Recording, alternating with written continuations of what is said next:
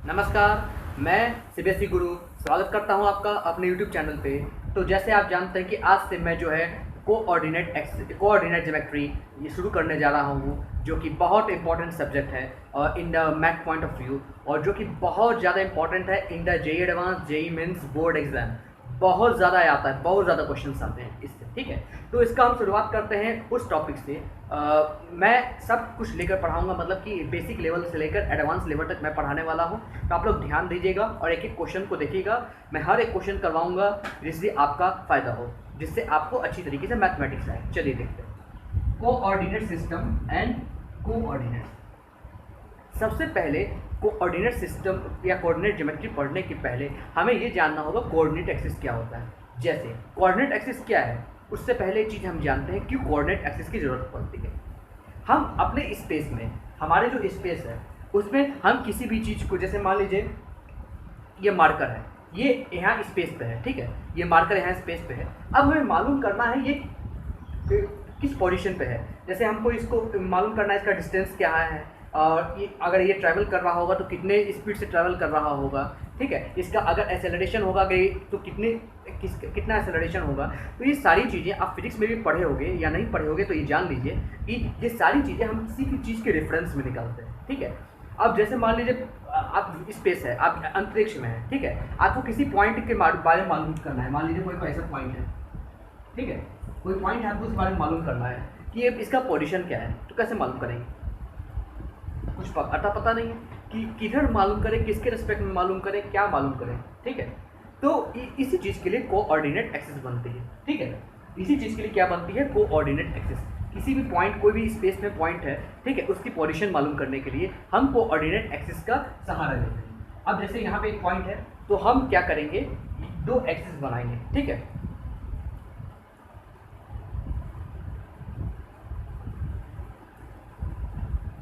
ये हमारी coordinate axis है, जिसमें से एक एक्स और एक वाई, इस तरह का कोऑर्डिनेट एक्सिस है, ठीक है। और एक्स और वाई दोनों है 90 डिग्री से आपका 90 डिग्री से आपका वेरी करते हैं, मतलब कि उन दोनों के बीच का डिफरेंस जो है 90 डिग्री रहता है, ठीक है। अब इसके पॉइंट के बारे में बताना है, और इस एक्सिस को जो बोलते हैं, इसको बोलते हैं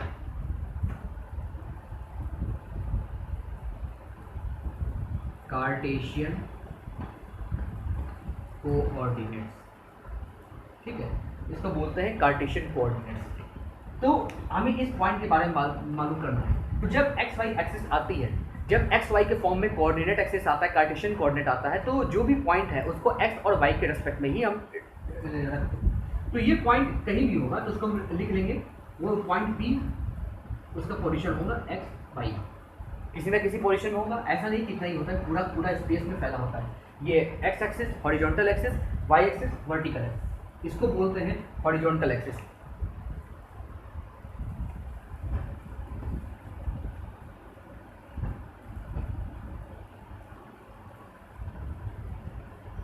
इसको बोलते हैं वर्टिकल एक्सिस। तो मेरी कोऑर्डिनेट एक्सिस क्यू वाई किसी भी पॉइंट को मालूम करने के लिए वो किस पोजीशन पे है, ठीक है, बिना हम एक्सिस के ये मालूम नहीं कर। एक्सिस का क्या होता है, ये क्या होता है, ओरिजिन, ठीक है, इसको हम बोलते हैं ओरिजिन,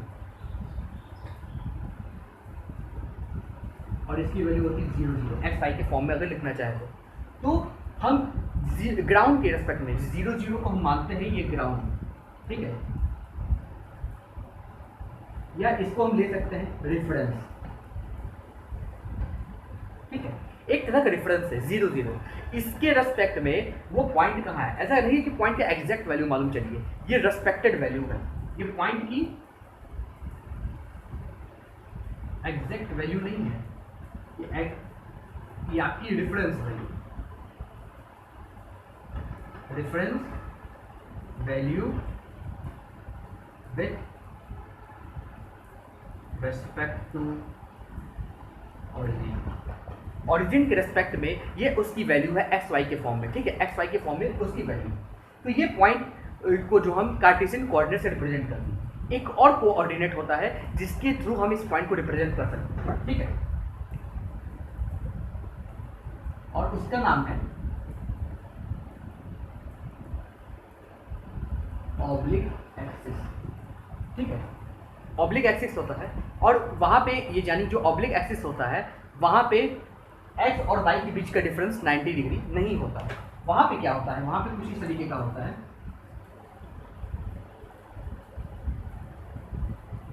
ये एक्स है, ये वाई है, इसके बीच मान लीजिए अल्फा है, ठीक है, और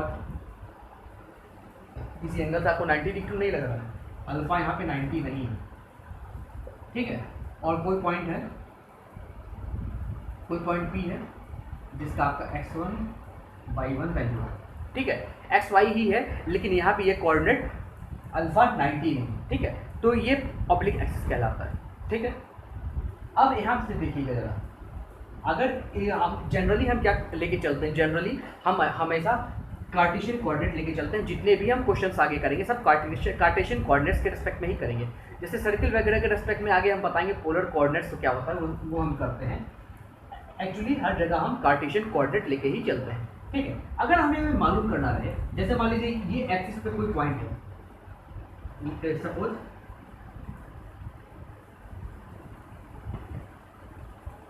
any point A on x axis पे कोई भी पॉइंट ए, ठीक है, तो उसका कोऑर्डिनेट क्या होगा। कोऑर्डिनेट मतलब कि जैसे ये इसका कोऑर्डिनेट क्या है, एक्स वाई है, तो जो ए पॉइंट है उसका कोऑर्डिनेट क्या होगा, तो जो ए पॉइंट होगा उसका कोऑर्डिनेट होगा x0। यहाँ पे क्या है, ये याद रखिएगा, ये वर्टिकल लाइन, ये हॉरिजॉन्टल लाइन, यानी एक्स एक्सिस पे ये मेरा क्या है, एक्स एक्सिस, ये क्या है, वाई एक्सिस। ये एक्स एक्सिस पे कोई भी पॉइंट रहेगा तो उसकी सिर्फ और सिर्फ एक्स की वैल्यू रहेगी, जो वाई की वैल्यू रहेगी वो ऑलवेज 0 रहेगी। इन द सिमिलर केस, अगर कोई point B, if any point B on y axis, कोई भी पॉइंट बी अगर वाई एक्सिस पे रहता है उसकी वैल्यू क्या हो जाएगी, 0 वाई एक्सिस पे एक्स एक्सिस की वैल्यू 0, एक्स एक्सिस पे वाई एक्सिस की वैल्यू 0, ठीक है, ये याद रखिएगा। और इसी से हम यहाँ पे एक लिख देते हैं, क्या लिखते हैं, हम ये लिखते हैं कि on x axis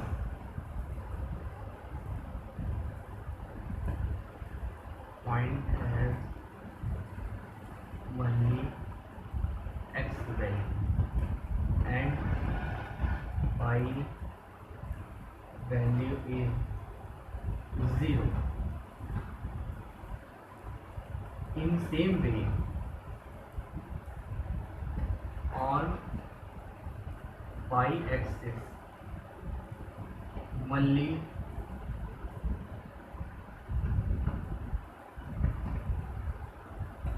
y value exists and x axis value is, ठीक है। तो x एक्सिस पे y एक्सिस की वैल्यू 0 और y एक्सिस पे x एक्सिस की वैल्यू 0, तभी यहाँ पे x एक्सिस पे जो भी पॉइंट होता है x और 0 से, और y एक्सिस पे जो पॉइंट होता है 0 y से रिप्रेजेंट करते हैं, ठीक है। चलिए अब आगे जानते हैं पोलर कोऑर्डिनेट क्या होता है, ठीक है, वो बहुत इंपॉर्टेंट है। और एक चीज़ और इससे पहले ही मैं पोलर कोऑर्डिनेट बताऊं, इससे पहले तो याद रखिए equation of the x axis, ठीक है, यहाँ से क्या आ जाएगा, इक्वेशन ऑफ एक्स एक्सिस क्या है मालूम है, एक्स एक्सिस का इक्वेशन क्या होगा आपका, y इक्वल टू 0, वाई जहाँ पे 0 है यानी वो एक्स एक्सिस है, ठीक है, याद रखिएगा, जहाँ पे y 0 है वहाँ पे एक्स एक्सिस है। और इसी तरीके से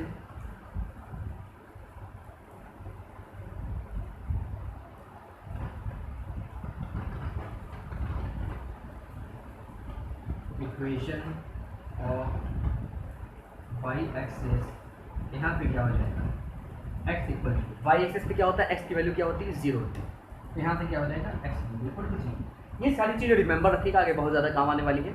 चलिए अब देखते हैं पोलर कोऑर्डिनेट्स के बारे में, ठीक है, चलिए अब देखते हैं पोलर कोऑर्डिनेट्स क्या होता है।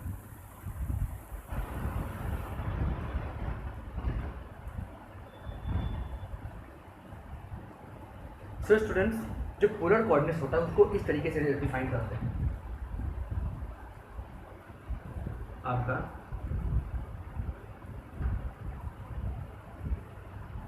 ये जो होता है, एक एक्सिस होता है आर, एक होता है थीटा। जैसे कार्टेशियन कोऑर्डिनेट में एक्स और वाई होता है, यहाँ पे होता है आर और थीटा, ठीक है, आर और थीटा होता है, और ये होता है मेरा पोलर कोऑर्डिनेट,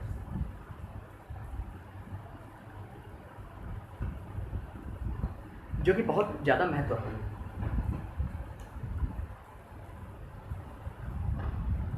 यहाँ पे थीटा की वैल्यू क्या होती है, माइनस पाई से पाई, थीटा की वैल्यू माइनस पाई से लेकर पाई तक होती है, और आर की वैल्यू जो है डिपेंड करती है थीटा की वैल्यू पे।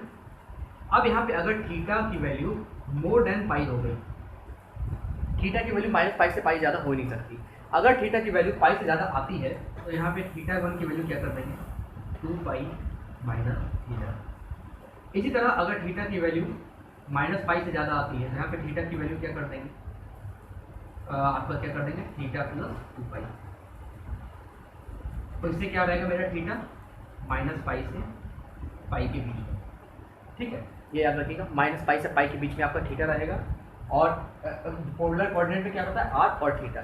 अब देखिए ध्यान से, अगर हमें पोलर को कार्टेशियन कोऑर्डिनेट के रिस्पेक्ट में हमें तोड़ना है, ठीक है, तो कार्टेशियन कोऑर्डिनेट कैसा होता है, आई थिंक इस तरीके का होता है कार्टेशियन कोऑर्डिनेट।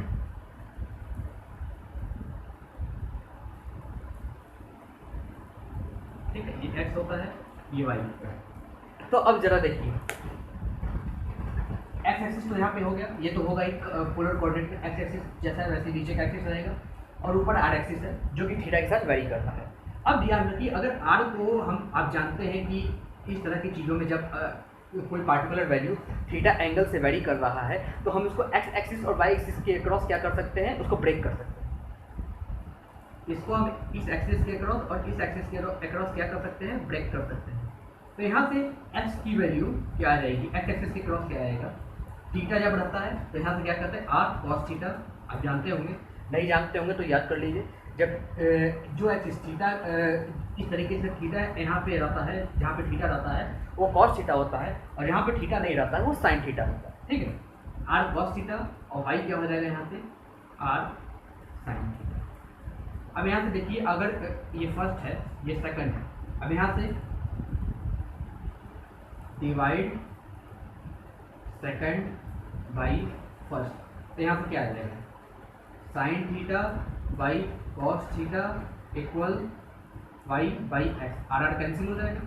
यहाँ से क्या आ जाएगा, sine theta by cos theta क्या आ जाएगा आपका, tan theta equal y by x, और यहाँ से थीटा की वैल्यू कितनी आ जाएगी, tan inverse Y by x, ठीक है, ये थोड़ा सा याद रखिएगा, ये बहुत ज़्यादा इंपॉर्टेंट है, ठीक है।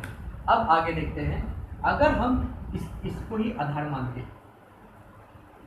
अगर हम दोनों को स्क्वायर करते हैं, x square plus Y square, यहाँ पे क्या आ जाएगा, r square cos square theta plus sine square theta.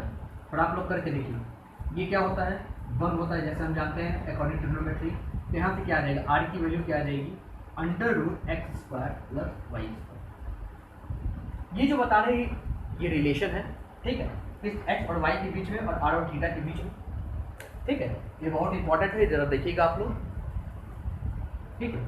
तो ये आपका क्या हो गया, relation between Cartesian and polar coordinate, ठीक है, ये आप रखिएगा, x equal to r cos theta, y equal to r sine theta, tan theta equal y by x, theta tan inverse Y by x, और r की value यहाँ पे आ जाएगी। r की वैल्यू क्या आई यहाँ पे, under root x square plus Y square, और थीटा की वैल्यू क्या आई, tan inverse Y by X, जब हम दोनों के बीच का रिलेशन देखते हैं, ठीक है, जो कि बहुत महत्वपूर्ण है। ये पोलर कोऑर्डिनेट होता है, पोलर कोऑर्डिनेट आर थीटा के रेस्पेक्ट में होता है, कार्टेशियन कोऑर्डिनेट एक्स वाई के रेस्पेक्ट में होता है, ठीक है।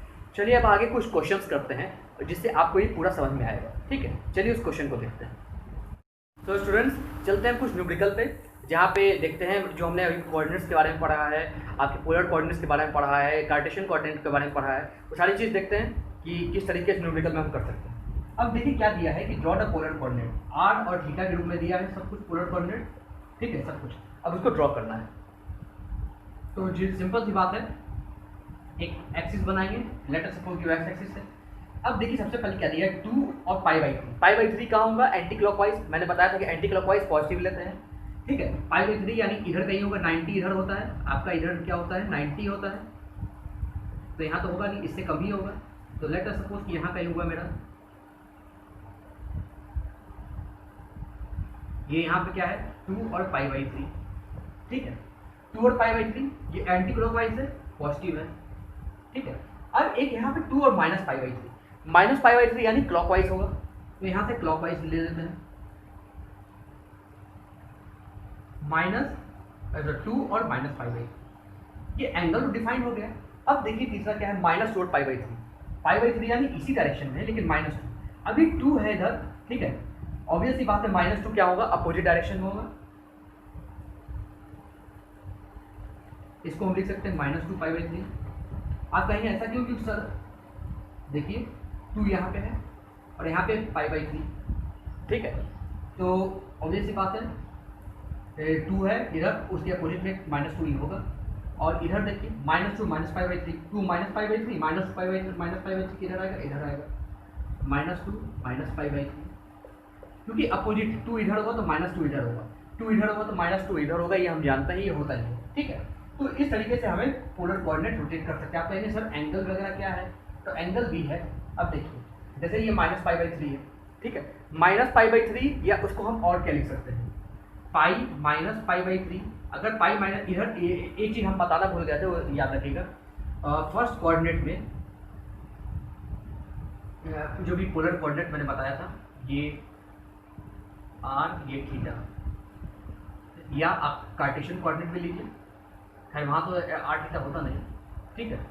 खैर साइन थीटा के अगर मद्देनजर अगर हम देखें तो यहाँ पे थीटा, यहाँ पे पाई माइनस थीटा, यहाँ पे -π + थीटा, यहाँ पे -थीटा, मतलब कि इसका हम देखें तो फर्स्ट कोऑर्डिनेट में जो एंगल की वैल्यू होती है वो थीटा होती है, इसी तरह सेकंड कोऑर्डिनेट में क्या होती है, एंगल की वैल्यू पाई माइनस थीटा होती है, थर्ड कोऑर्डिनेट में क्या होती है, एंगल की वैल्यू -π + थीटा होती है, और फोर्थ में क्या होती है, -थीटा होती है। ये अगर आपको थोड़ा याद रहेगा तो बेहतर रहेगा। अब जैसे यहाँ पे -2 और -π/3 है, तो यहाँ पे सेकंड कोऑर्डिनेट पाई -π/3 अगर रियल एंगल मालूम करना है तो यहाँ पे 2π/3 हो जाएगा, जो कि यहाँ से हम देख सकते हैं ये 2π/3 पर। अगर यहाँ पे मालूम करना है तो ऑब्वियस बात -π + थीटा कर लीजिए, -π + π/3, यहाँ पे क्या आ जाएगा -2π/3, -2π/3 यानी क्या हो जाएगा, -2π/3 + 2π कर लीजिए, तो यहाँ से 5π/3 आ जाएगा, तो यहाँ से आपका 5π/3 आ जाएगा। इसी तरह आप इसका कर लीजिए, या -π/3 कर लीजिए, या 2π में से -π/3 घटा दीजिए, 5π/3 यहाँ पे भी आ जाएगा। चलिए स्टूडेंट्स नेक्स्ट क्वेश्चन देखते हैं। नेक्स्ट क्वेश्चन है 3 और 5π/4 हमको प्लेन में ड्रॉ करना है। चलिए 5π/4 एंगल के हिसाब से सबसे पहले ड्रॉ करते हैं, ठीक है। एंगल यहाँ पे, यहाँ तक तो पाई आएगा, फिर यहाँ से आपका यहाँ 3π/2 आएगा, तो 5π/4, 5π/4 पाई से तो ज़्यादा होता है, लेकिन आपका 3π/2 से कम होता है, ठीक है। तो ये सी बात है, यहाँ कहीं आएगा, इधर कहीं 3π/2 हो गया 5π/4, ठीक है। ये 3 5π/2 जो भी लेते हैं इधर से रेफरेंस लेते हैं, ठीक है, क्लॉकवाइज डायरेक्शन में रेफरेंस लेते हैं, तो ये 5π/4 है, यही ड्रॉ करना था, ठीक है। चलिए अब आगे देखते हैं जो कि मैंने रिलेशन बताया था कार्टेशियन कोऑर्डिनेट और पोलर कोऑर्डिनेट में, जहाँ पे हमने बताया था r = √x² + y² और θ = tan इनवर्स y/x। वो सारी चीज़ें चलिए देखते हैं और करते हैं। स्टूडेंट्स आगे के क्वेश्चंस पे बढ़ने से पहले कुछ चीज़ें बता दूँ, अभी मैंने इसके पहले बताया हुआ है, लेकिन फिर भी एक बार और बता दें तो बेहतर रहेगा, ठीक है। जैसे कि कार्टेशियन कोऑर्डिनेट क्या है, ये कार्टेशियन कोऑर्डिनेट, ठीक है। अभी कार्टेशियन कोऑर्डिनेट में क्या होता है, ये होता है फर्स्ट कोऑर्डिनेट, हो सकता है पहले मैंने ना बताया, भूल गई, भूल गया हूँ, और ये फोर्थ क्वाड्रेंट। इसको क्या कहते हैं, फर्स्ट क्वाड्रेंट, सेकंड। आप लोग जानते भी होंगे ये सारी चीज़ें, लेकिन फिर भी बता दे रहा हूँ, कोई कमी ना रह जाए। और ये फोर्थ क्वाड्रेंट, ठीक है। और जो फर्स्ट क्वाड्रेंट है वहाँ पे जो एंगल रहता है आपका जीरो से लेकर π/2 तक, यहाँ पे रहता है थीटा, π/2 से पाई, यहाँ पे रहता है थीटा पाई से 3π/2 तक, और यहाँ पे रहता है थीटा 3π/2 से 2π, ठीक है। ये सारी चीज़ आपको मालूम होनी चाहिए। अब यहाँ पे क्या है, यहाँ पे कुछ एक सिस्टम होता है, इसको हम थोड़ा लिखना चाहेंगे ऐसे। ये जो सिस्टम है मेरा, ये कुछ इस तरीके का, ऐड शुगर टू कॉफी। आप कहेंगे ये क्या है, यहाँ पे क्या है, फर्स्ट क्वाड्रेंट की अगर हम बात लेते हैं, तो यहाँ पे जितने भी ट्रिग्नोमेट्रिक फंक्शन है, साइन, कॉस, टेन, कॉट, सेक, कॉसेक, ठीक है, जितने भी यहाँ पे फंक्शन है सभी के सभी पॉजिटिव होंगे वाले, म्हणजे sine π/2 minus theta equal cos theta, cos π/2 minus theta equal sine theta, सब पॉजिटिव होंगे यहाँ इस तरीके से, क्योंकि यहाँ पे जो थीटा है जीरो से π/2 के बीच में होता है, कुछ भी हो सकता है। अगर लेट अस सपोज कि अगर हमें यहाँ पे वैल्यू निकालना है और यहाँ की वैल्यू π/6 है, और हॉरिजॉन्टल से, अगर वर्टिकल से निकालना है तो हमें क्या करना पड़ेगा, π/2 माइनस π/6, जो कि वैल्यू आएगी मेरी आपका π/3, ठीक है। तो यहाँ से कितना रहेगा π/3, तो ये सारी चीज़ें को हम इस π/2 से थीटा के अंदर ये होगा, तो इस ऑलवेज ये पॉजिटिव आएगी, लेकिन यहाँ पे क्या आएगा, साइन का कॉस हो जाएगा, कॉस का साइन हो जाएगा, ये थोड़ा ध्यान रखिएगा।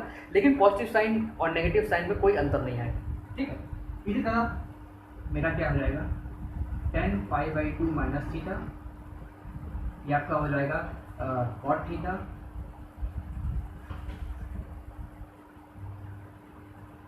इसी तरह कॉट π/2 माइनस थीटा, ये हो जाएगा tan थीटा, इसी तरह कॉसेक सेक का होगा, दूसरा कॉसेक का होगा, लेकिन जितने भी होंगे सब के सब क्या होंगे, पॉजिटिव नंबर होंगे। लेकिन अगर सेकंड क्वाड्रेंट की बात करें, ठीक है, तो यहाँ पे सिर्फ और सिर्फ साइन एंड कोसाइन, यहाँ पे देखिए सेकंड क्वाड्रेंट में सिर्फ और सिर्फ साइन और कोसाइन पॉजिटिव रहेगा। बाकी आप कुछ भी, अगर आप π/2 प्लस थीटा, यहाँ पे π/2 प्लस थीटा होगा या π माइनस थीटा होगा, यहाँ पे क्या होगा, π/2 माइनस थीटा, यहाँ पे क्या हो जाएगा, पाई माइनस थीटा या π/2 प्लस थीटा, ठीक है। और यहाँ पे साइन और कोसाइन रहेगा, जैसे मान लीजिए साइन पाई माइनस थीटा, ये साइन थीटा रहेगा, कोसाइन पाई माइनस थीटा, ये कॉस थीटा रहेगा, ठीक है। पाई माइनस थीटा पे साइन सेम रहता है, π/2 माइनस थीटा या π/2 प्लस थीटा पे मेरा साइन कोसाइन में कन्वर्ट हो जाता है, और कोसाइन आपका साइन में कन्वर्ट हो जाता है। इसी तरीके से अगर पाई माइनस थीटा या पाई प्लस थीटा रहे, तो यहाँ पे साइन साइन ही रहता है, कोसाइन कोसाइन ही रहता है, ठीक है, इसमें कोई अंतर नहीं पड़ता। और ये सिर्फ π/2 माइनस थीटा पे नहीं, एंड π/2 जनरलाइज कर दे माइनस थीटा या एंड π/2 प्लस थीटा। इसी तरह यहाँ पे क्या है, एन पाई माइनस थीटा या एन पाई प्लस थीटा, इतने में ये सारी चीज़ें रहेंगी, कॉस और π/2 माइनस थीटा, π/2 प्लस थीटा में ये सारी चीज़ें रहेंगी, थोड़ा ध्यान रखिएगा, ठीक है। ये सेकंड क्वाड्रेंट में क्या होगा, सिर्फ साइन और कोसाइन पॉजिटिव होंगे। बाकी अगर आप देखने जाओगे tan π/2 प्लस थीटा, तो यहाँ पे आ जाएगा माइनस कॉट थीटा, ठीक है। इस तरीके से चीज़ें अब चेंज होते जाएंगी, ठीक है। इसलिए यहाँ पे क्या हो जाएगा, tan एंड कॉट ये पॉजिटिव रहेंगे, और यहाँ पे जो है कोसाइन और सेक ये पॉजिटिव रहेंगे। ठीक है, इतना याद रखिएगा। Add sugar to coffee. ठीक है, ऑल पॉजिटिव, साइन और कॉस पॉजिटिव, टेन और सेक, टेन और कॉट पॉजिटिव, कोसाइन और सेक पॉजिटिव। ठीक है, इतना यह ध्यान रखिएगा। ये सारी चीज़ें बहुत इंपॉर्टेंट है आगे के मेरे क्वेश्चन सॉल्व करने के लिए। ठीक है, first quadrant, second quadrant, third quadrant, fourth quadrant, इस सारी चीज़ों से क्वेश्चन भी आराम से सॉल्व होगा मेरा। ठीक है, चलिए अब आगे करते हैं, आगे क्वेश्चन देखते हैं कैसे सॉल्व होगा। स्टूडेंट्स यहाँ पे जो है कॉसेक होगा, कोसाइन मैंने शायद गलती से लिख दिया, कॉसेक, सेक और कॉसेक यहाँ पे पॉजिटिव होगा, यहाँ पे साइन कोसाइन, यहाँ पे टेन कॉट, यहाँ पे सेक कॉसेक यहाँ पे पॉजिटिव होगा। ठीक है, थोड़ा करेक्ट कर लीजिएगा। तो स्टूडेंट्स अपने अगले क्वेश्चन पे चलते हैं, जो कि दिया है find a Cartesian coordinate of the point whose polar coordinates are. जिसका पोलर कोऑर्डिनेट्स दिया हुआ है, हमें मालूम करना है कार्टेशियन कोऑर्डिनेट क्या है। Cartesian coordinate in the sense x और वाई की वैल्यू। तो एक्स की वैल्यू यहाँ से हम जानते हैं in the form, in the मतलब कि फॉर्म ऑफ पोलर कोऑर्डिनेट क्या होता है, r cos theta, y r sine theta. तो यहाँ से आर दिया है, थीटा दिया है, आर क्या है 5 into cos 5 minus tan inverse 4/3। अभी हम जानते हैं साइन या कॉस पाई माइनस 4/10 इनवर्स 4/3 यानी सेकंड क्वाड्रेंट। ठीक है, तो पाई माइनस थीटा क्या होता है, थीटा साइन और कॉस के लिए पॉजिटिव होता है, और साइन है तो साइन होगा, कॉस है तो कॉस होगा। तो यहाँ से लिख सकते हैं क्या 5 कॉस 10 इनवर्स 4/3। अब 10 इनवर्स 4/3 इन द केस क्या होगा, अभी हम जानते हैं थीटा होता है परपेंडिकुलर बेस हाइपोटेन्यूज। ठीक है, अब 4/3 है तो 4/3 अवश्य होगा, तो यहाँ से हाइपोटेन्यूज क्या हो जाएगा 5 हो जाएगा। तो अगर हमें कॉस लाना है, अगर हमें ये कॉस हटाना है तो यहाँ भी कॉस इनवर्स होगा, तो कॉस और कॉस इनवर्स कैंसिल होकर वो नंबर आ जाएगा। तो कॉस इनवर्स अगर हम 4/3 tan इनवर्स है तो 3/5 कॉस इनवर्स रख सकते हैं, क्योंकि कॉस क्या होता है बेस अपॉन हाइपोटेन्यूज। तो यहाँ से क्या हो जाएगा 5 कॉस इंटू कॉस इनवर्स, ये सब आप जानते थे, मैं ज़्यादा डिटेल नहीं बता रहा हूँ। ठीक है, तो इसी तरह हम ये कॉस कॉस कैंसिल हो जाएगा, 5 इंटू 3/5 जो कि आएगा मेरा कट के 3। ठीक है, तो यहाँ से आंसर क्या आ जाएगा, x की वैल्यू 5 इंटू 3 लगभग 15 आ जाएगा। इसी तरह इसको भी करेंगे, y को 5 into sine pi minus 10 inverse 4/3, ये भी वही होगा, साइन हो जाएगा 5 साइन 10 इनवर्स 4/3। इसको ऊपर लाइए, 10 इनवर्स साइन के फॉर्म में लिखिए, कितना आएगा 4/5, 5 इंटू 4/, लिख ले तो स्टेप मिस कर दे, sine of sine inverse 4/5, sine sine हट गया, 5 इंटू 4/5, यहाँ से क्या आ जाएगा 4, 5 इंटू 4/5 4, और यानी इसका मतलब कि अगर इसको हम थोड़ा और से लिखें 5 into sine of sine inverse 4/5, ये कितना आया 4।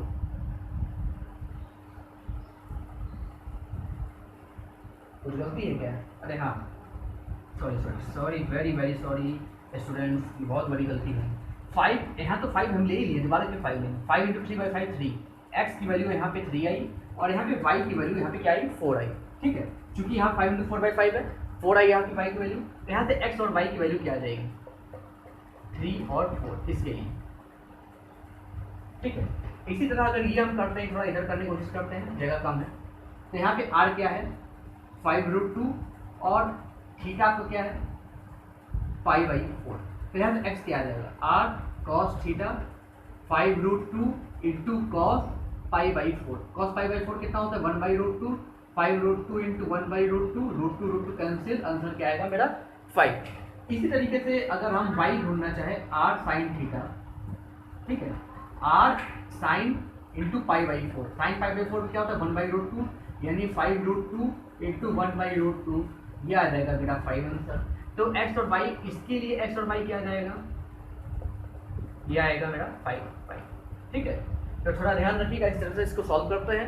चलिए आगे क्वेश्चन पे चलते हैं। चलिए स्टूडेंट्स, आखिरी क्वेश्चन करते हैं, इसके बाद हम डिस्टेंस बिटवीन द 2 पॉइंट्स पढ़ेंगे। ठीक है, तो ये आखिरी क्वेश्चन है। इसमें क्या कहता है, find the polar coordinates of the point with Cartesian coordinate. पहले हमें कार्टेशियन कोऑर्डिनेट निकाला था, पोलर कोऑर्डिनेट दिया गया था, अब पोलर कोऑर्डिनेट निकालना है, कार्टेशियन कोऑर्डिनेट दिया गया है। ठीक है, -2 अब इसको करने से पहले एक चीज़ आप जान लेते हैं, मैंने पहले भी बताया हुआ है कि जब ये कार्टेशियन कोऑर्डिनेट रहता है तो first quadrant, second quadrant, third quadrant और फोर्थ क्वाड्रेंट। फर्स्ट क्वाड्रेंट में जो थीटा रहता है, अगर कोई भी एक्स वाई पॉइंट है, अगर उसका पोलर कोऑर्डिनेट निकालते हैं, जो थीटा आता है वो थीटा ही रहता है। सेकंड क्वाड्रेंट में जो थीटा आता है वो पाई माइनस थीटा रहता है। जो थर्ड क्वाड्रेंट में थीटा आता है माइनस पाई प्लस थीटा रहता है, और जो फोर्थ क्वाड्रेंट में थीटा आता है माइनस थीटा रहता है। याद रखिएगा, इसी के बेस पे सारी चीज़ें होंगी। अब जैसे -2 हम जैसे जानते हैं x इक्वल क्या होगा। ठीक है, x यहाँ से आपको क्या दिया है, x और y दिया है, x और y दिया है, कितना दिया है, -2 r क्या होता है, रिलेशन के अनुसार हम जानते हैं x² प्लस y², क्या हो जाएगा, -2 का स्क्वायर प्लस -2 का स्क्वायर, यानी आ जाएगा 2√2 r की वैल्यू।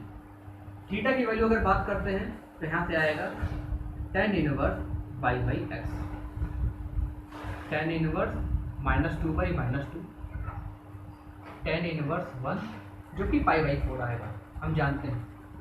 लेकिन ये जो -2 है कहाँ पे लाई कर रहा है, यहाँ पे लाई कर रहा है थर्ड क्वाड्रेंट में, क्योंकि यहाँ पे x नेगेटिव होता है, y नेगेटिव होता है, -2 तो हम जानते हैं यहाँ पे जो भी थीटा आएगा वो -π प्लस थीटा होगा, तो इसको हम लिख सकते हैं -π प्लस π/4, यहाँ से आ जाएगा -3π/4।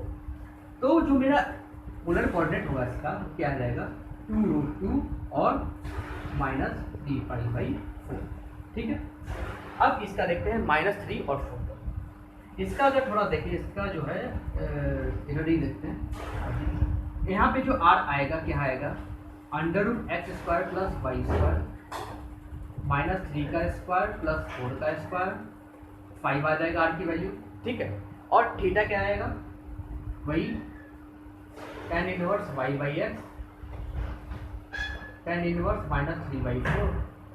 अब ये हम जानते हैं, यहाँ से क्या आ जाएगा आपका, -tan इनवर्स 3/4, tan इनवर्स 3/4 जो भी आएगा आपका, हम डिग्री नहीं लिख रहे, -tan इनवर्स 3/4 ही लिख के छोड़ रहे हैं।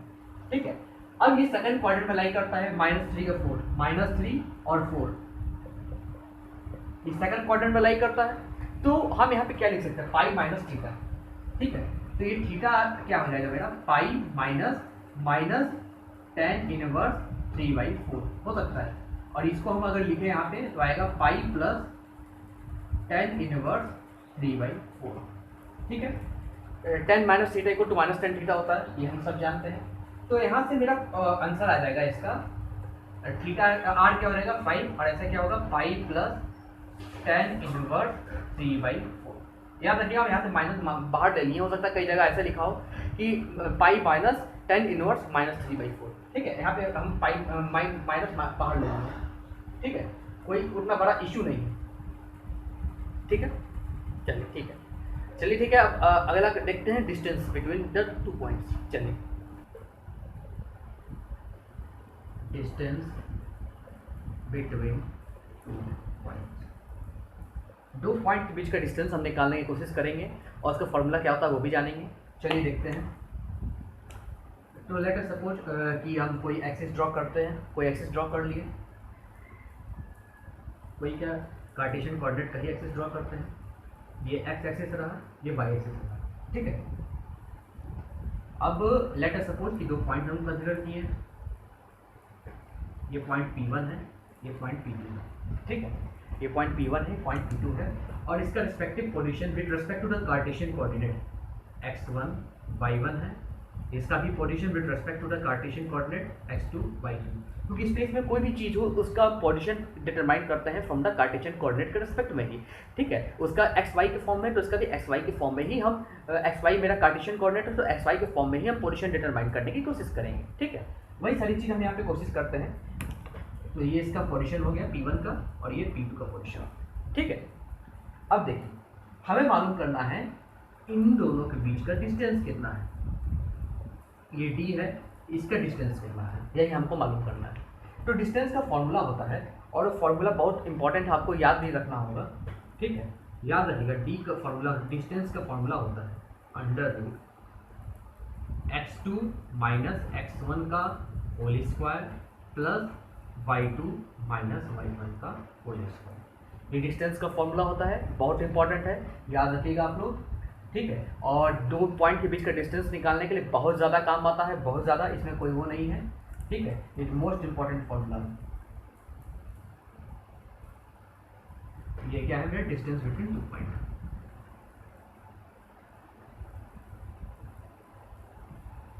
ठीक है, अगर x1 x2 दिया हो, y1 y2 दिया हो, आप आराम से यहाँ पे पुट कीजिए और पुट करके आप d का वैल्यू निकाल सकते हैं, डिस्टेंस का वैल्यू निकाल सकते हैं, ठीक है।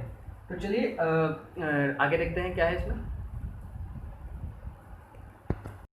तो स्टूडेंट्स चलिए मैं कुछ रिजल्ट्स आपको रिमेंबर करवाऊंगा, वो याद रखिएगा, वो कैलकुलेशन में थोड़ा यूज़ हो, ठीक है। भले उसका कोई प्रूफ मैं ना कराऊँ क्योंकि ये इतना इंपॉर्टेंट नहीं है, लेकिन उसका रिजल्ट बहुत इंपॉर्टेंट है। आप जब न्यूमेरिकल सॉल्व करोगे, क्वेश्चन आता है जेईई मेंस, जेईई एडवांस या बोर्ड में भी क्वेश्चन आता है, तो बहुत ज़्यादा इंपॉर्टेंट हो जाता है। चलिए कुछ रिजल्ट देखते हैं। फर्स्ट रिजल्ट है, कुछ रिजल्ट, ठीक है, इस बार न्यूमेरिकल कराएंगे। कुछ रिजल्ट है, सबसे पहला रिजल्ट है, if point A x1 y1 b x2 y2, let us suppose कोई पॉइंट है c x3 y3 are collinear, collinear in the sense lie in same line. अगर सेम लाइन में लाई करते हैं और कोलिनियर होते हैं तो उस केस में लेट अस सपोज डायग्राम बना देते हैं, आपको दिखाते हैं डायग्राम बना। आपको ये ए हो गया,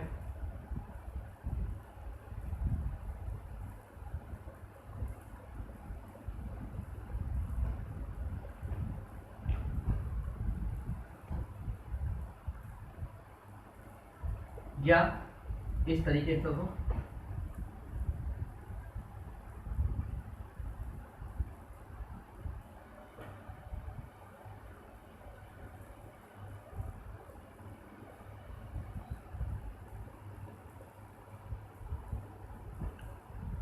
ये x1 y1 x2 y2 x3 y3 x1 y1 x3 y3 x2 y2, कि यहाँ पे c आ गया है नीचे। तीनों दो तरह से अरेंजमेंट हो सकते हैं, ठीक है। अब दोनों में देखिए, अगर ए बी सी हो या ए सी बी हो, इस केस में कोलिनियर में क्या होता है, रिजल्ट है, इसको याद रखिएगा।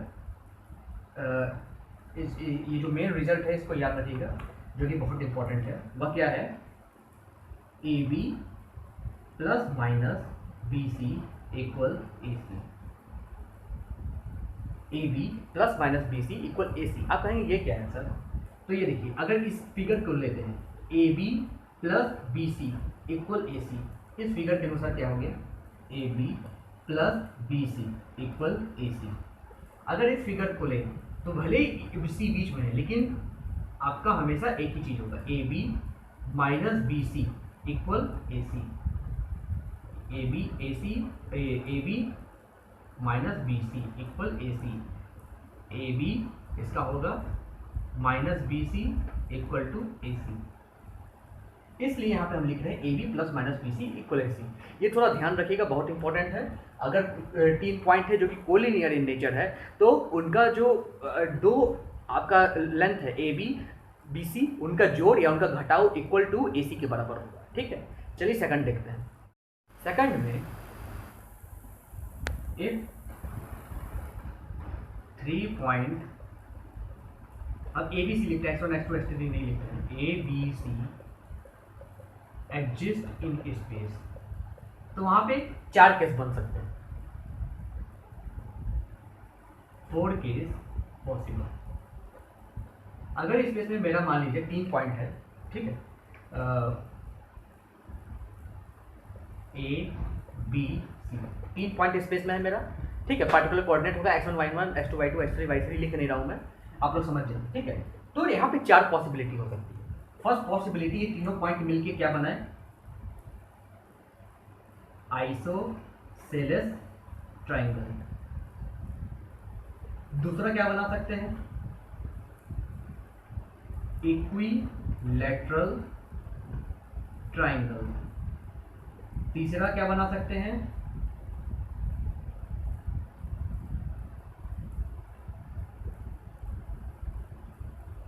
Right angle triangle. 4 नहीं, लगभग 5 पॉसिबिलिटी है। चौथा क्या बना सकते हैं, आइसोसेलेस राइट एंगल ट्राइंगल। 5वां क्या बना सकते हैं, स्केलिंग ट्राइंगल। तो अगर स्पेस में 3 पॉइंट मेरे मौजूद हों ए बी सी, तो यहाँ पे 5 पॉसिबिलिटी बनती है लगभग। क्या, isosceles triangle, equilateral triangle, right angle triangle, isosceles right angle triangle, scalene triangle. इसका मतलब आप जानते होंगे, नहीं जानते तो बता देता हूँ। आइसोसेलेस ट्राइंगल यानी अगर ट्राइंगल है जिसका 2 साइड इक्वल होता है और 2 एंगल इक्वल होता है, ठीक है, 2 साइड एंड 2 एंगल इक्वल, याद रखिएगा। इक्विलेटरल ट्राइंगल, सारा साइड सारा एंगल इक्वल होता है, 60 डिग्री का होता है। All side and angle are equal. इसी तरह right angle triangle, right angle triangle ये है, इसका एक एंगल राइट एंगल होता है यानी 90 डिग्री होता है। वन एंगल इज 90 डिग्री और दूसरा क्या है, सम ऑफ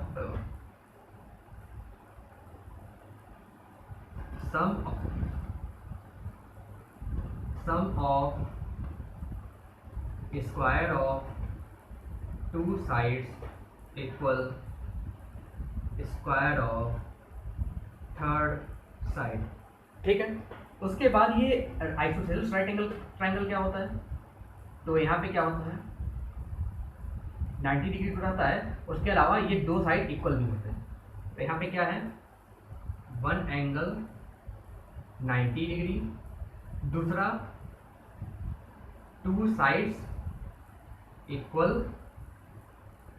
2 एंगल इक्वल, और सम ऑफ जो राइट एंगल प्रॉपर्टी होती है, square of 2 side equal square of third side, ठीक है, ये याद रखिएगा। अब आखिरी में आते हैं स्केलिंग ट्राइंगल। स्केलिंग ट्राइंगल वह ट्राइंगल होता है जिसका एक भी साइड इक्वल नहीं होता, no side and angles are equal. So जब कोई भी 3 पॉइंट स्पेस में होंगे तो ये सारी पॉसिबिलिटी बनती है, isosceles triangle, equilateral triangle, right angle triangle, isosceles right angle triangle, scalene triangle. Scalene triangle यानी कोई भी एंगल कोई भी साइड इक्वल ना। चलिए अब देखते हैं, जब 4 पॉइंट अगर स्पेस में होते हैं, ये 2 पॉइंट 3 पॉइंट और 4 पॉइंट जब स्पेस में होते हैं तब क्या होता है, यही 2 चीज़ हमको बहुत इंपॉर्टेंट है पढ़ना, ठीक है। चलिए आगे देखते हैं। जब मेरा 4 पॉइंट होता है स्पेस में तब क्या होता है, वेन 4 पॉइंट यानी ए B C D, x1 x2 आप मान लीजिएगा, हम यहाँ मान नहीं रहे हैं स्पेस के कम होने की वजह से, अवेलेबल इन स्पेस। तो क्या क्या पॉसिबिलिटी हो सकती है, ठीक है, क्या क्या पॉसिबिलिटी हो सकती है वही देखते हैं। सबसे पहला पॉसिबिलिटी हो सकता है मेरा स्क्वायर, सेकंड पॉसिबिलिटी हो सकता है मेरा रोम्बस, तीसरा पॉसिबिलिटी क्या हो सकता है, रेक्टेंगल, चौथा पॉसिबिलिटी क्या हो सकता है, पैरालेलोग्राम, पांचवा पॉसिबिलिटी क्या हो सकता है, ट्रेपेजियम, ठीक है। तो अगर मेरा 4 पॉइंट स्पेस में रहता है तो ये 4-5 पॉसिबिलिटी होती है, ठीक है। अब स्क्वायर में क्या होता है,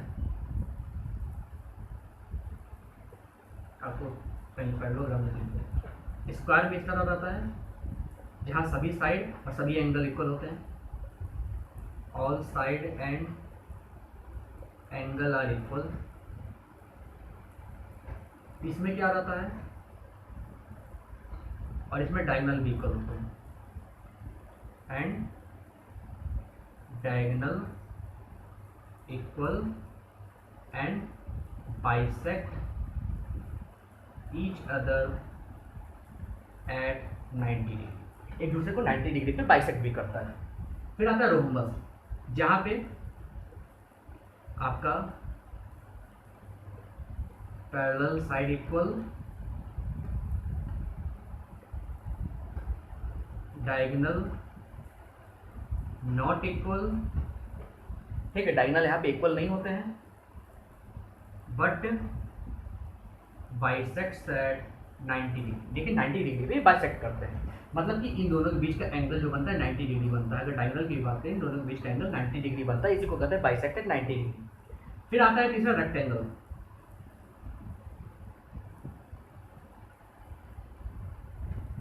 इसका कह सकते हैं अपोजिट साइड इक्वल, मतलब ये दोनों बराबर होंगे, ये बराबर होगा, ठीक है, opposite side equal and diagonal are equal, यहाँ पे डायगोनल इक्वल होते हैं बट नॉट बाइसेक्ट एट 90, ये 90 डिग्री पे बाइसेक्ट नहीं करता। अब आता है मेरा पैरेललोग्राम। पैरेललोग्राम और रोम्बस, पैरेललोग्राम और रोम्बस में अंतर क्या होता है? पैरेललोग्राम में डायगोनल जो है 90 डिग्री पे बाइसेक्ट नहीं करता, रोम्बस में 90 डिग्री बाइसेक्ट करता है, बाकी सब इक्वल कैरेक्टरिस्टिक। इसमें भी क्या होता है? टू पैरेलल साइड इक्वल,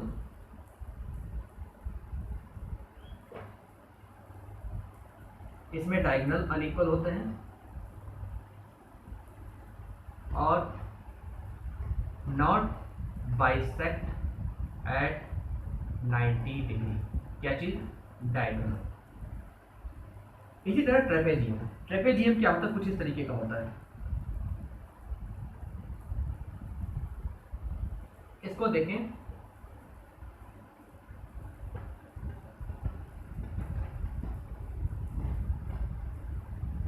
आपका कोई भी चीज अनइक्वल तो दिख नहीं रहा है, लेकिन ये कह सकते हैं कि इस तरह में नथिंग इक्वल, खाली two side parallel to each other, दो साइड जो है एक दूसरे के पैरेलल होते हैं, उसके अलावा इसमें कुछ नहीं होता, ठीक है, कुछ भी इक्वल नहीं होता है, ना ये इसके इक्वल होता है, ना ये इसके इक्वल होता है, ना डायगोनल एक दूसरे के इक्वल होता है, ना बाइसेक्ट करता है, कुछ भी इक्वल नहीं होता। खाली क्या होता है कि दो साइड एक दूसरे को पैरेलल होते हैं, जैसे ये दोनों क्या है? एक दूसरे के पैरेलल है, ये दूसरे के इक्वल नहीं है, ये क्या है? पैरेलल। अब एक चीज जानते हैं कैसे चेक करेंगे कोई भी चीज पैरेलल कैसे हो? ठीक है, ये बहुत छोटा ट्रिक है, हो सकता है कई लोग को मालूम ना हो सकता है कई लोग को मालूम हो। कोई भी चीज पता करना है कि कोई भी चीज पैरेलल कैसे है, ये देखिए, अगर ये साइड और ये साइड पैरेलल देखना है तो यहाँ पे देखिए जेड कहाँ बन रहा है, जेड बना, ये पैरेलल है। यहाँ भी अगर देखिए जेड बना, ऑब्वियस बात ये दोनों साइड पैरेलल है। जहाँ पे भी जेड बन जाए, जहाँ पे भी फिगर में आपको ये जेड दिख जाए, इस तरीके का जेड दिख जाए कहीं भी, तो वो दोनों पैरेलल होगा। आप बहुत बार पढ़े होंगे, जैसे मान लीजिए एंगल दिया है, यहाँ का एंगल मालूम करना है, यहाँ का एंगल मालूम करना है, आप जानते हैं कि पैरेलल साइड का एंगल इक्वल होता है, तो कैसे मालूम चलता है पैरेलल साइड? देखते हैं कि यहाँ पे जेड कहाँ बनता है, जैसे जेड बना तो वहाँ पे पैरेलल साइड आ जाता है, जेड मतलब कि ये दोनों पैरेलल होंगे आपस में, और पैरेलल साइड का एंगल भी इक्वल होता है, पैरेलल साइड का साइड भी इक्वल होता है। ट्रेपेजियम उसमें अपवाद है, ठीक है। चलिए, जब 4 पॉइंट हो गए, ये मालूम चल गया, अब आगे कुछ और रिजल्ट है, 1-2 रिजल्ट, वो भी जानना आपके लिए बेहद जरूरी है। चलिए वो देखते हैं। चलिए 1-2 रिजल्ट और नोट करते हैं, वह क्या है? अब जो रिजल्ट है वह रिजल्ट है कि मान लीजिए कोई ट्रायंगल, और यहाँ इसके अंदर सर्किल है, इसके अंदर क्या है? सर्किल, और यहाँ पे एक पॉइंट है, इसको हम बोलते हैं, जब ट्रायंगल के अंदर सर्किल हो, इसको बोलते हैं सरकम सर्किल। नाम छोड़िए, नाम में क्या होता है, हम नाम इसलिए बताना चाहते हैं कि फिर आप लोग एक ही चीज़ याद कर लो। आप बस ये याद रखिए, जो सर्किल, ट्रायंगल के अंदर जो सर्किल होता है, उसके अंदर जो पॉइंट होता है, ठीक है, उसके अंदर जो पॉइंट होता है उसको हम बोलते हैं सरकम सेंटर। चलिए बता देते हैं, ये सरकम सर्किल होता है, जब भी ट्राइंगल के अंदर कोई सर्किल लाई करता है तो सर्कम सर्किल होता है, और जो सेंटर होता है सर्किल का उसको सर्कम सेंटर करते हैं। और उसके अलावा ये भी कि जैसे मान लीजिए ए पॉइंट है, ये बी पॉइंट है, ये सी पॉइंट है, ये कोई पी पॉइंट है, ठीक है, ये एक्स वाई है, और बाकी ये y1, x2, y2, x3, y3। तो यहाँ पे जो एक चीज़ है, क्या कहते हैं, जो डिस्टेंस है ये p पॉइंट बनते हैं, तो ये ठीक है, ये इक्वल होता है, ठीक है। तो इसलिए हम यहाँ पे एक चीज़ करते हैं, इसको निकालने के लिए, इस p पॉइंट को निकालने के लिए a b c हमको नोन रहेगा, खाली यही निकालना रहेगा। तो यहाँ से दो चीज़ आप करेंगे, ये b पॉइंट है, तो यहाँ पे आप क्या करेंगे, P A square equal P B square और P A square equal P C square, ये आप करेंगे तो ये दो इक्वेशन बनेगा आपका in term of X and Y. और एक्स वाई क्या होगा, यही point X Y circumcentre. जब आप इस दोनों को सॉल्व करेंगे और इक्वेशन को, और जो आंसर आएगा एक्स और वाई के टर्म में वही सर्कम सेंटर होगा, और यहाँ से आपका सर्कम सेंटर निकल आएगा। तो ये थोड़ा कुछ फॉर्मूला था, है ना। और एक आखिरी है फॉर्मूला, उसको देख लेंगे, और ज़्यादा बड़ा नहीं है, ये इक्विलेटरल ट्राइंगल के लिए।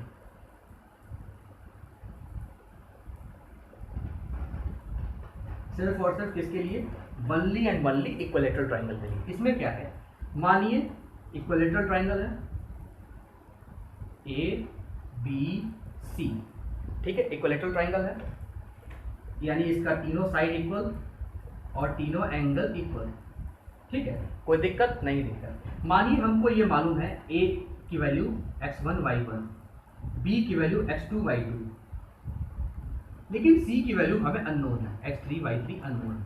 ये क्या है, मेरा अननोन। इसको वर्टिस भी कहते हैं, वर्टिसेस। मान लीजिए सी का जो वर्टिसेस है, जो x1 y1 होता है वर्टिसेस होता है, अगर वो अननोन है इक्विलेटरल ट्राइंगल के केस में, और ए बी का वर्टिसेस नोन है, तो यहाँ से x3 y3 पता कैसे करेंगे। इसका फॉर्मूला होता है, याद कर लीजिए, बहुत कम आने वाला है। इसका जो फॉर्मूला होता है x3 का, यहाँ पे लिख रहा हूँ इसका, ठीक है, इसका जो फॉर्मूला होता है x3 का और y3 का, वो कुछ इस प्रकार होता है, x1 प्लस x2, ये x1 है, कहीं आप कुछ और ना समझ लीजिए, x1 plus x2 minus plus √3 y2 minus y1 by y2 minus y1 by 3, ठीक है। ये सब कुछ आपका फॉर्मूला है, क्या कहते हैं, सब कुछ कैलकुलेट किया हुआ फॉर्मूला है। ये फॉर्मूला आप सीधे रख के याद कर सकते हैं इसी तरीके से। y3 के लिए क्या हो जाएगा, ये x3 के लिए था, y3 के लिए यहाँ पे आ जाएगा y1 plus y2 plus minus √3 x2 minus x1 by 3।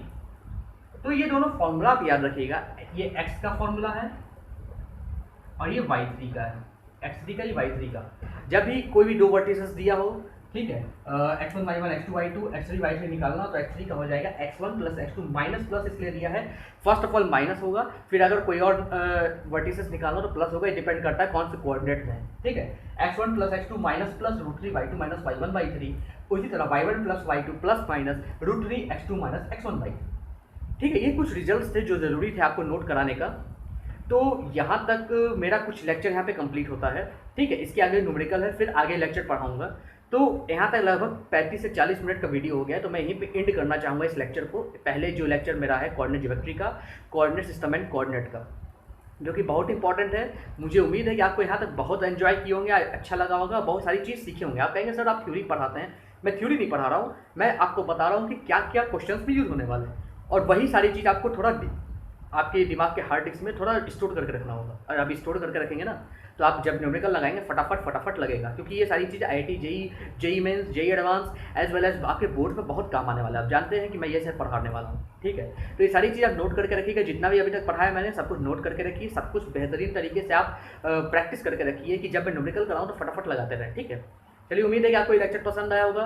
मेरे लेक्चर पसंद आया है तो मेरे चैनल को सीबीएसई गुरु को मेरा सब्सक्राइब कीजिए, उसके बगल में जो बेल आइकन उसको दबाइए, मेरे इस वीडियो को लाइक कीजिए, शेयर कीजिए, जिससे कि आप जैसे लोगों तक मेरा वीडियो पहुंच सके और बहुत अच्छे तरीके से, बहुत बेस्ट तरीके से, बहुत आसान तरीके से मैं आपको मैथमेटिक्स अच्छे से पढ़ा पाऊँ। ठीक है, स्पेशली कोऑर्डिनेट ज्योमेट्री जो कि मोस्ट डिफिकल्ट चैप्टर माना जाता है, सब्जेक्ट माना जाता है इन द इंटरमीडिएट। ठीक है, तो उम्मीद है कि आपको पसंद आया होगा, तो लाइक कीजिएगा, शेयर कीजिएगा, सब्सक्राइब कीजिएगा। ठीक है, चलिए ठीक है, अगले लेक्चर में मिलते हैं कुछ नए क्वेश्चन, कुछ नए न्यूमेरिकल्स, कुछ नए कॉन्सेप्ट के साथ। तब तक के लिए बहुत बहुत धन्यवाद।